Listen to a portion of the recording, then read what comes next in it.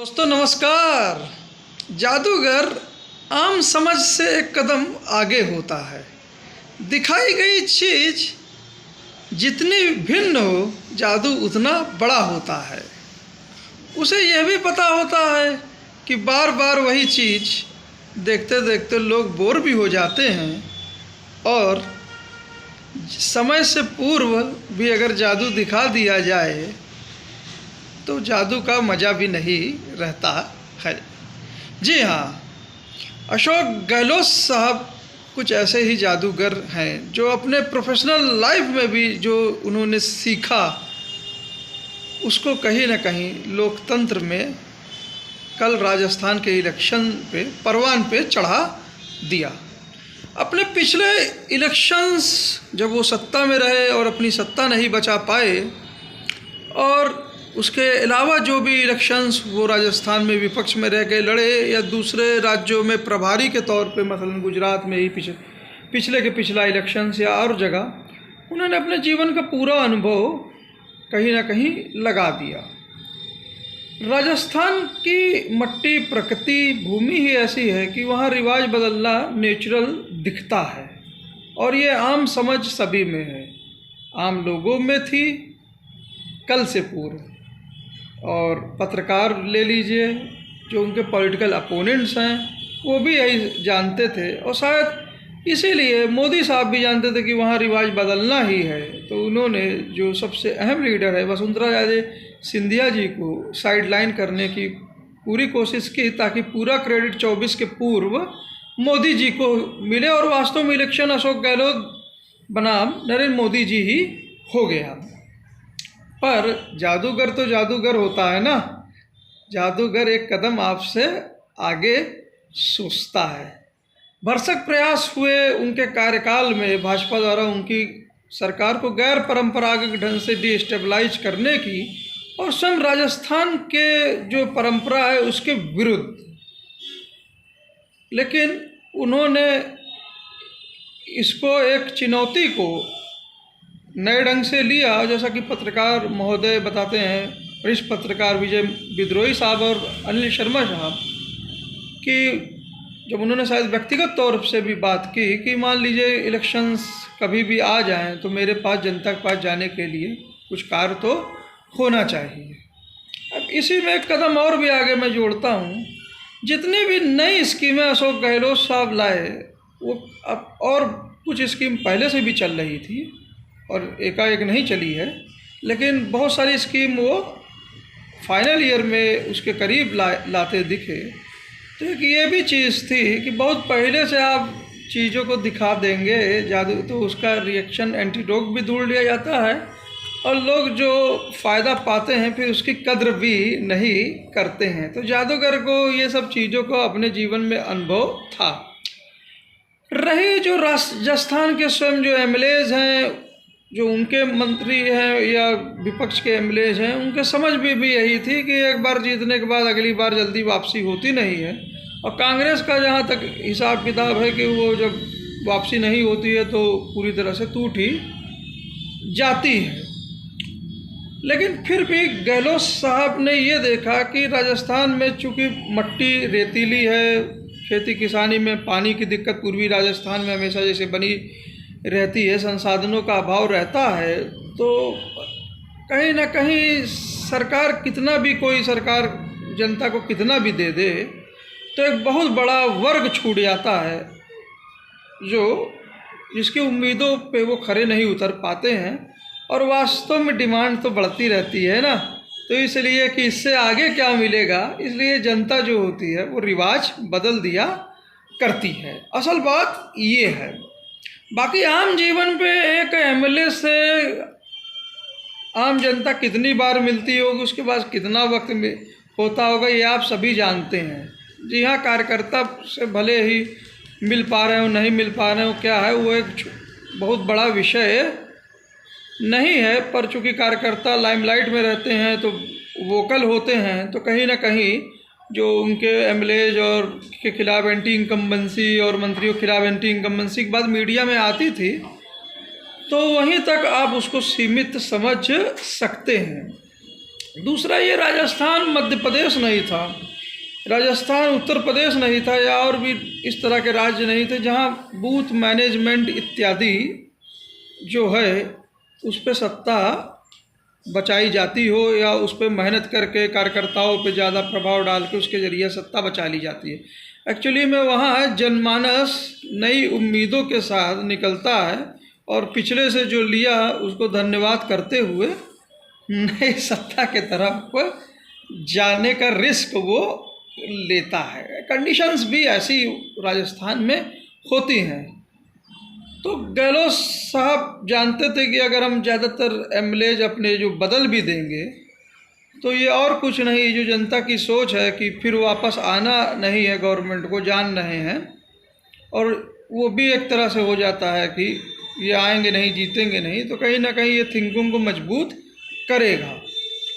पर गहलोत साहब ये भी जानते हैं कि जिस अनस्टेबिलिटी पे लाख दबावों के बाद, हर तरह का दबाव एजेंसी से लेकर, कथित तौर पे जो उनके हिसाब से है, पॉलिटिकल प्रेशर से लेकर, हर चीज़ से लेकर जो भी दबाव था, उसके बावजूद भी जो लोग उनके साथ खड़े रहे, तो उनको छोड़कर किसी और पे बिलीव किस हद तक किया जा सकता है। कुछ लोग कहते हैं कि 50-60 टिकटों बदल ली जा सकती थी, लेकिन आधे पे ही मामला हो पाया। तो कहीं ना कहीं जादूगर ने ये चीज़ों को भी बैलेंस करने की कोशिश की। जिन लोगों के साथ थे कम से कम वो मजबूती तो बनी रहे। यहाँ पे ये प्रश्न, ये सब चीज़ें हुई। पायलट साहब के साथ जो भी उनका विवाद था, तो गहलोत साहब अगर उसके बहुत पहले से उसको सुलझाने में लग जाते या कंप्रोमाइजिंग पोजीशन पे भी हो जाते, तो उससे दूसरी कम्युनिटीज़ जो हैं उनमें कुछ कि आप ज़्यादा तवज्जो गुर्जर कम्युनिटीज को दे रहे हैं, तो जाट में या ओबीसीज के दूसरे वर्ग में, SC/STs में कुछ उसका मतलब विपरीत पोलराइजेशन इफेक्ट ज़्यादा हो सकता था। तो उन्हें ये भी देखना था और स्वयं को ये भी बताना था कि वो मास लीडर हैं, तो वो प्रेशर में नहीं आ रहे हैं, तो इसलिए कुछ तू तड़ाक बिना मतलब का हो गया। वो ना होता तो शायद और अनफॉर्चुनेट होता, फॉर्चुनेट बात होती। खैर जो भी है, लेकिन मैं सचिन पायलट साहब की तारीफ़ करूंगा कांग्रेस नेतृत्व की, जिनका गांधी जी की, मल्लिकार्जुन खड़गे साहब की, खड़गे जी की सबसे साहब, और स्वयं राहुल गांधी जी की, कि फिर भी इन्होंने चीज़ों को बैलेंस किया। और पायलट साहब जब लगे तो उन्होंने कोई भी एक हल्का सा भी ऐसा संकेत नहीं दिया कि वो पार्टी के साथ नहीं है, बल्कि फिर वो पूरी तरह से कहीं ना कहीं अंदर से और बाहर से, हर तरफ से गहलोत जी के साथ लग गए। ऐन वक्त पर जो गहलोत साहब को सचिन पायलट जी के प्रति प्रेम सम्मान जो दिखाना था, उनका जो वीडियो ट्वीट कर या उनके बारे में बात कर या राजेश पायलट जो उनके पिताजी हैं, स्वर्गीय पिताजी के विषय में जब भी टिप्पणियाँ हुई तो बयान बाकायदा देकर उन्होंने अपनी तरफ से संकेत देने की पूरी कोशिश की। इससे ज़्यादा का संकेत एक दूसरा पुलिस जैसे बात की, वो फील्ड में दूसरा संकेत दे सकता था। तो यहाँ से ये जादूगर ने ये सब चीज़ें की। जादूगर ने इलेक्शंस को यही नहीं, जादूगर को ये पता था कि जो नई चीज़ दिखाएं वो बहुत कंट्रास्टिंग हो। ये हल्के फुल्के से अगर हम बदलाव करेंगे तो वो हमें वापस नहीं आ सकता, रिवाज हम नहीं बदल सकते। तो इसका सबसे जो इम्पोर्टेंट जो चीज़ थी वो चिरंजीवी योजना के संबंध में आई। राहुल गांधी जी भाषण में बोल रहे थे कि हम इसको 25 लाख रुपए से 30 लाख रुपए कर देते हैं, इसको गहलोत साहब इसको बढ़ाइए, इसको बढ़ाया जा सकता है। वो योजना वास्तव में कारगर थी भी, और बहुत सारे ऐसे वीडियोज इत्यादि सब कुछ आते भी रहे और दिखते भी रहे। और महंगाई, बेरोजगारी, गरीब अमीर जो भी हो, घर सबका इस महंगे इलाज से टूट रहा है। एक यंग आदमी मान लीजिए रोज कमाने खाना वाला अपने पैरों पे बना रहेगा, वो लाख विपरीत कंडीशन में, लेकिन मात खा रहा है वो जब उसको रोग थाम लेता है। और रोग छोड़िए, अस्थायी रोग 15-20, आजकल तो बुखार भी ऐसा चढ़ता है कि 15-20 रोज की दुकानदारी और डॉक्टर इत्यादि, उसी में उसकी पूंजी टूट जाती है। किसी तरह से जो भी अनरिकग्नाइज ब्याज इत्यादि भी लेके वो चलता है, फिर वो घिसता ही चला जाता है। और बड़े इलाजों और अस्पतालों की तो बात छोड़ दीजिए, नॉर्मल दवाई के पहले भी जांच लिख दी जाती है।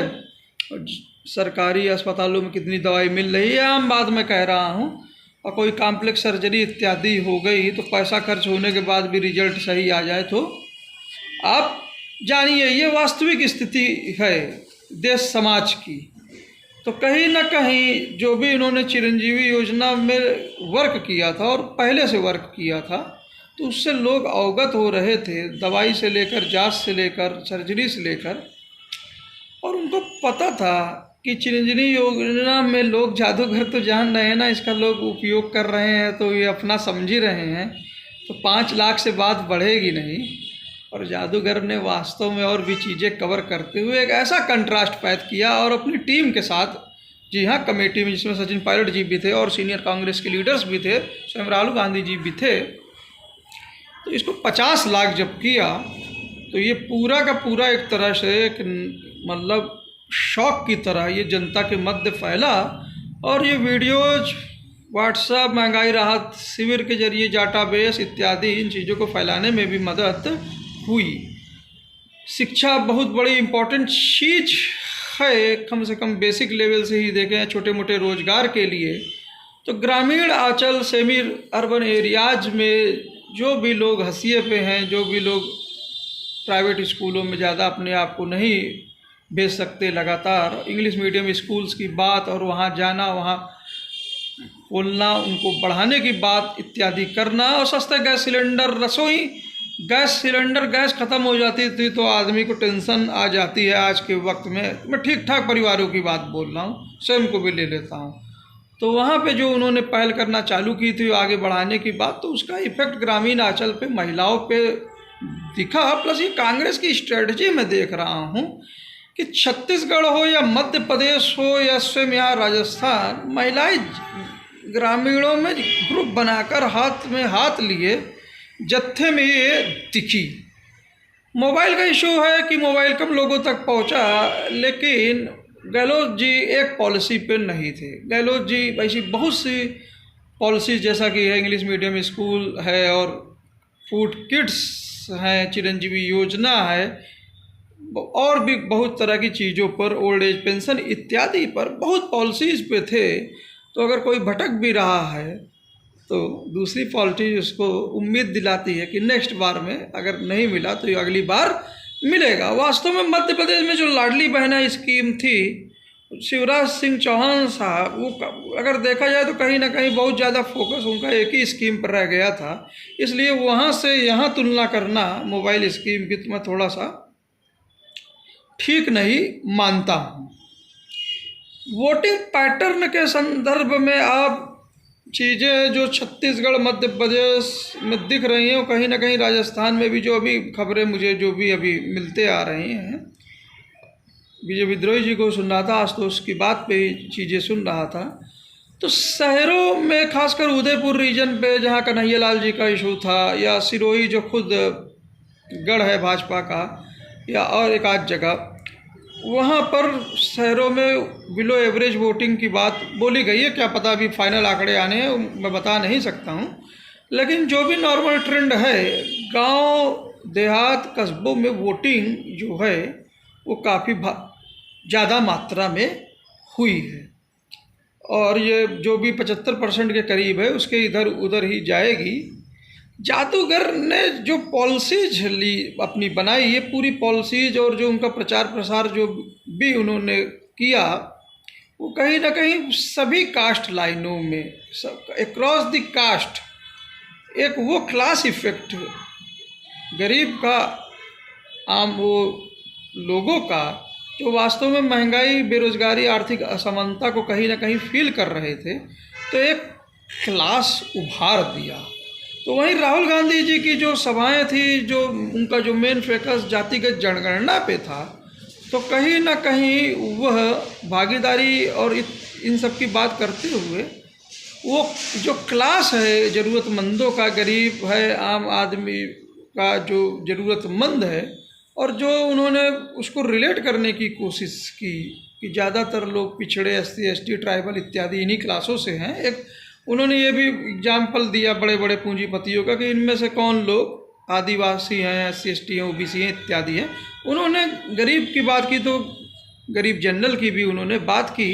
तो कहीं ना कहीं जो पोलराइजेशन का चल रही थी भाजपा जिस हिसाब से अपने एजेंडे पे, तो उसको थामने के लिए था, क्योंकि जब तक उसको नहीं थामा जाएगा तो ये स्कीम्स का जो असर है और जो एंटर हो रही है गहलोत साहब की, वो स्कीम एंटर नहीं हो पाती। तो वास्तव में ये अक्रॉस द कास्ट लाइन, ये एक क्लास को, एक वर्ग को, ज़रूरतमंदों के वर्ग को जो इस समय समस्याओं में घिरे हैं, बहुत से आम वर्ग भी बिलो मीडियम रेंज में भी आते जा रहे हैं। अगर आप खबरें सुनिए जिस हिसाब से महंगाई इत्यादि बढ़ी, उस हिसाब से लेबर का वेतन कितना बढ़ा 10 साल में, आप ये सोचिए। अनऑर्गेनाइज सेक्टर की स्थिति, इसको लगातार डिमोनेटाइजेशन है, कोरोना इत्यादि है।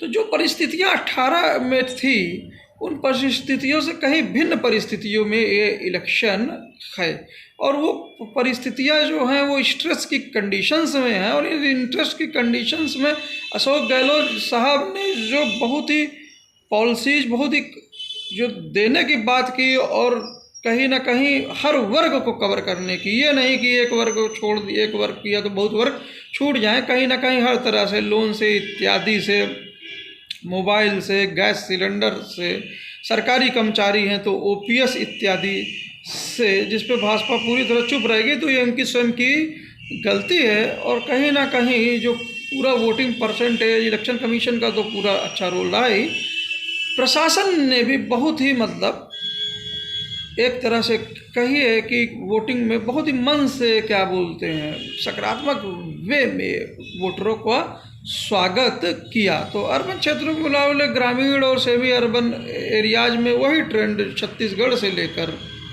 मध्य प्रदेश से और यहाँ पर राजस्थान में मुझे दिख रहा है।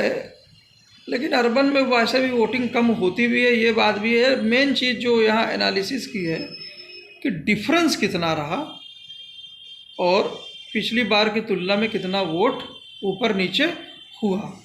पर जब चीज़ें क्लास इफेक्ट की ओर बढ़ रही हैं क्रॉस द कास्ट लाइन्स, और इस लिहाज से, और जैसा कि खबरें आ रही हैं कि वोटर स्वयं ही निकल रहा है, तो और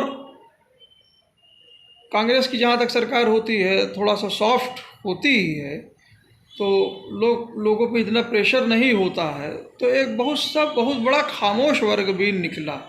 तो अगर उनको बदलनी ही होती तो वो खुलेआम वो बदलने में उनको कोई दिक्कत नहीं थी। तो कहीं ना कहीं जो ये अंडर करंट मुझे दिखता है, जैसा कि गहलोत साहब बता रहे हैं, वो कांग्रेस के पक्ष में ही दिख रहा है एरिया वाइज इत्यादि पे। तो यहाँ पर वोटिंग परसेंटेज में भी बहुत ही अनियमितताएं हैं। कई सीटों में, जैसे पोखरन खबरें आ रही हैं, फिर आपकी तिजारा की सीट है, और भी एक आध जगह जहाँ क्लोजिंग कंटेस्ट है, तो वहाँ पे चाहे पोलराइजेशन का इशू कहिए, चाहे क्लोजिंग कंटेस्ट कहिए, चाहे बागी उम्मीदवार हैं तो कहीं न उन्होंने भी अपने वोटर बहुत ज़्यादा निकाले। तो यहाँ पर और भी रिपोर्ट्स जो आ रही थी, वहाँ पर कई जगह बीएसपी ने भी काफ़ी वोट जो हैं उनको मिले हैं किसी सीटों पर। कल मैं देख रहा था यूट्यूब चैनल पे, ऑनलाइन इंडिया पे भी देख रहा था एक सीट पर।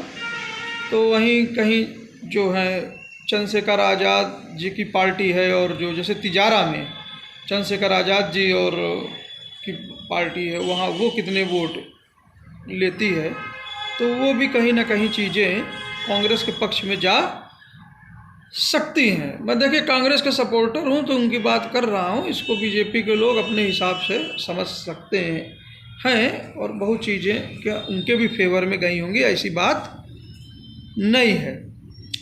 तो यहाँ पर परसेंटेज वोटिंग जादूगर ने जो ट्रेंड है कि कम हुआ ज़्यादा हुआ इससे अनुमान लगाया जाता है, इससे भी आप अनुमान नहीं आ पाएंगे, क्योंकि वास्तव में राजस्थान में एक नई पॉलिटिक्स जादूगर ने चालू कर दी है। वो चालू कर दी है क्लास पॉलिटिक्स।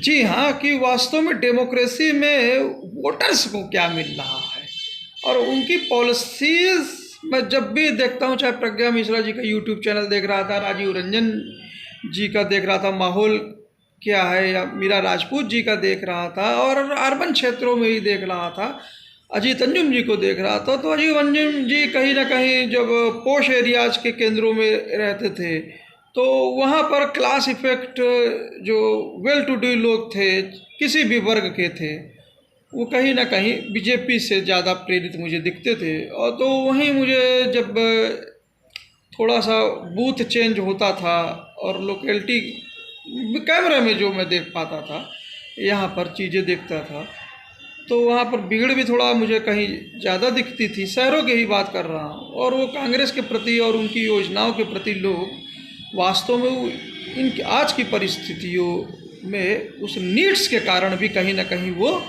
निकले। तो शहरों में भी कांग्रेस जो है वो कहीं ना कहीं मुझे दिख रही है। सचिन पायलट जी ने जो भी अपने व्यक्तिगत लेवल पे जो भी किया, और गहलोत जी की अपील जो भी रही होगी, और स्वयं अगर गुर्जर समाज ने एक ब्रॉड अप्रोच ली होगी, और कांग्रेस का वास्तव में युवा चेहरा जो है, गहलोत साहब आखिर कब तक रहेंगे भाई? सेंट्रल में जाना ही एक दिन, जाने की ज़रूरत भी है, क्योंकि जो उनका अनुभव है वास्तव में सेंट्रल लेवल पे चाहिए आला कमान को, तो उनको ज़बरदस्ती उनको लाना ही होगा। तो कांग्रेस का तो यह अगर गुर्जर समाज समझने में कामयाब रहा, और फिर भी एक मत तो नहीं लेकिन आधा भी अगर रहा, तो कांग्रेस के तरफ एक बहुत ही बड़ा मैं एक चेंज देख रहा हूँ। और कंफर्टेबल विक्ट्री 120 प्लस के आगे मुझे दिखती है। ओपीएस के मुद्दों पे सरकारी कर्मचारी का रवैया ही आप देख लीजिए, जिस पे बीजेपी ने कंप्लेन किया है, जहाँ तक मीडिया खबरें आ रही हैं, या उन्होंने अभी भाई जिसको भी मिलेगा वो नौकरी करता है, लिमिटेड दायरे में करता है, तो अगर नौकरी के बाद उसको अगर कुछ सहारा नहीं होगा, हर जगह का रिस्क भी लेता है, हर आदमी की ऊपरी इनकम नहीं होती है, या हो भी तो कोई आखिर तो, लेकिन जो भी चीज़ें हैं काफ़ी अच्छे से इलेक्शंस हुआ। महिला के वर्ग में भी मैं क्या बोलते ये चीज़ें देखता हूँ। युवाओं के वर्ग में भी मैं देख रहा हूँ कि युवाओं के वर्ग में भी क्लास इफेक्ट साफ साफ दिखा। पेपर लीक का मुद्दा कहीं ना कहीं जो ऊपर के क्लास हैं, वेल टू डू लोग हैं, उन्होंने मजबूती से उसको उठाया भी, राष्ट्रवाद के भी मुद्दे को भी उठाया। जो भी वीडियोस देख रहा था वोकल तरीके से रहे, तो लेकिन जैसा ही बोली भाषा से ग्रामीण अंचल या urban area, semi urban area में बोली भाषा इत्यादि से जो संकेत मिलते हैं, तो और जो भी मतलब इंटरव्यूज़ हो रहे थे, तो वहाँ पे ये भी डिफरेंस दिख रहा था कि अन्य जो फैक्टर्स हैं उसने भी कहीं ना कहीं युवाओं को कांग्रेस से बांधे रखा। शेखावटी एरिया इत्यादि में अग्निवीर की योजना और उससे रिलेटेड जो चीज़ें हैं वो भी बीजेपी के विरुद्ध कहीं ना कहीं दिखी, ज़्यादा दिखी। भाई सेना का मामला है, इतना रिस्की सब कुछ है, तो इतनी जल्दी उसको 4 साल, ये कहीं ना कहीं इस पर फिर से एनालिसिस या मंथन को सब मोदी जी को सोचना चाहिए। 4 साल में कितना अनुभव आदमी पा जाएगा? 10 साल में आदमी हथियार से लेकर, अनुभव से लेकर हर चीज़, और फिर इतनी रिस्की जॉब्स में, और जहाँ देश सेवा इत्यादि का मामला है, बहुत चीज़ें सोचनी पड़ती है। उम्मीद ही मोदी जी इस पर फिर से सोचेंगे। हेल्थ का एक बहुत बढ़िया टॉपिक है जिस पे मोदी जी सोच सकते हैं। वास्तव में स्वस्थ नागरिक ही तो मजबूत देश बनाएगा। जिस भी राष्ट्रवाद की हम बात करते हैं वो स्वस्थ नागरिक पे ही तो होगा ना, तो उस पर तो पैसे नहीं है जेब में तो इलाज ही ना हो पाए। इस चीज़ों से तो सोचने की ज़रूरत है ना। जो भी टारगेटेड स्कीम आयुष्मान योजना की है 5 लाख रुपए तक की, और दूसरी तरफ यूनिवर्सल स्कीम है गहलोत सरकार की 25 लाख रुपए 50 लाख हो गई है, तो ये इफ़ेक्ट कहीं ना कहीं उनको इलेक्शन के हिसाब से भी सोचने की आवश्यकता है। किसानों में एमएसपी इत्यादि की बात मुझे नहीं पता कि स्वामीनाथन कमेटी के आधार पर किस हद तक किसानों की मदद पहुंची। क्या ग्रामीण भारत में इस पे थोड़ा सा मुझे गहलोत जी लेट दिखते हैं गाँव में, लेकिन फिर भी जो किसान खेती किसानी किसान के जो मुद्दे हैं इत्यादि हैं। और ग्रामीण क्षेत्रों में जैसे तारानगर की सीट पे जो भूतानिया जी हैं वो कड़ी टक्कर दे रहे हैं राजेंद्र राठौर साहब को अपने कार्यों के बलबूते। तो कोटा की सीट पे हर वर्ग कहीं ना कहीं शांतिलाल बेनीवाल जी को उनके कार्यों पे, तो जहाँ पे मिलन ने बढ़िया कार्य किया है तो उनको प्रोत्साहन भी मिला है। लेकिन जब वोट पूछने की बात आती है तो लोग या तो गहलोत साहब का नाम लेते हैं या तो मोदी जी का, या फिर कमल के फूल का, या हाथ का। तो बहुत ज़्यादा जो सर्वेज में चीज़ें हैं वो कहीं ना कहीं पार्टी वाइज भी होती दिख गई। ये गहलोत साहब कहीं ना कहीं जो लोकल एमएलए की इनकम्बेंसी थी उधर वो उस तरफ ले गए। तो वहीं जो प्रेसिडेंशियल मोड में जादूगर साहब ने अंत में जो क्षेत्रीय अस्मिता का मुद्दा उठा दिया, और जो अंतिम जो उनका गाना आया और जिस तरह से लोगों को जोड़ने के पहले सचिन पायलट जी का वीडियो फिर गहलोत जी का चीज़ आया, तो जननायक साहब ने कहीं ना कहीं अब तो जो मोदी जी और गहलोत जी में ये चीज़ें हो गई, नेशनल और रीजनल इस तरह की चीज़ें आती दिखी। तो स्टेट के राज्य के इलेक्शन से तो जाहिर है बेनिफिट जो है एक तरह से भावनात्मक रूप से, और जो भी वास्तव में किसी चाहे बीजेपी के ही स्वयं के लोग हों या किसी भी तरफ के लोग हों, गहलोत जी के खिलाफ एंटी इनकम्बेंसी मुझे कहीं दिखी ही नहीं। तो जैसा कि कार्तिक बत्रा साहब यंग हैं काफ़ी और रिसर्च भी कर रहे हैं, आज तो उसकी बात बताते हैं कि जो एक मतलब एक चीज़ होनी चाहिए सत्ता बदलने के लिए, एक फोकस्ड अप्रोच होनी चाहिए प्रचार में। वो बीजेपी में लैक दिखा, बहुत ज़्यादा नेगेटिव कैंपेन पे था, पोलराइजेशन पे था, सरकार की कमियों पे था। और जो भी उनका मैनिफेस्टो था, तो ये जो जादूगर का जो इतना हैवी मैनिफेस्टो अंत में आ गया, और वास्तव में जो उन्होंने पहले से ही जो चीज़ें दे रहे थे, और वास्तव में उन्होंने जो बात रखी कि यही चीज़ें वो अपने राज्यों में बीजेपी जहाँ इलेक्शंस में नहीं है वहाँ क्यों नहीं दे पा रही है, तो ये चीज़ें क्लिक कहीं ना कहीं बैठ रही थी।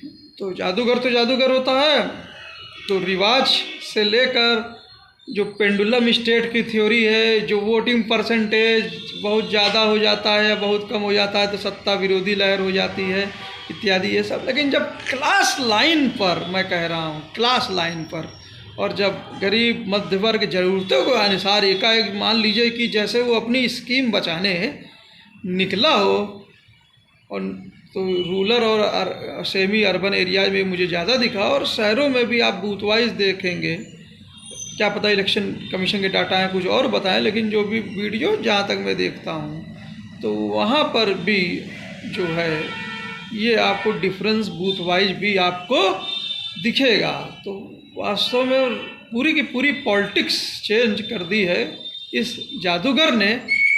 अंत में बस एक ही चीज़, वही उनके गाने पर ही, रिवाज बदल दिया जादूगर का आज फिर चल गया, हार या जीत जादूगर जननायक दुनिया याद।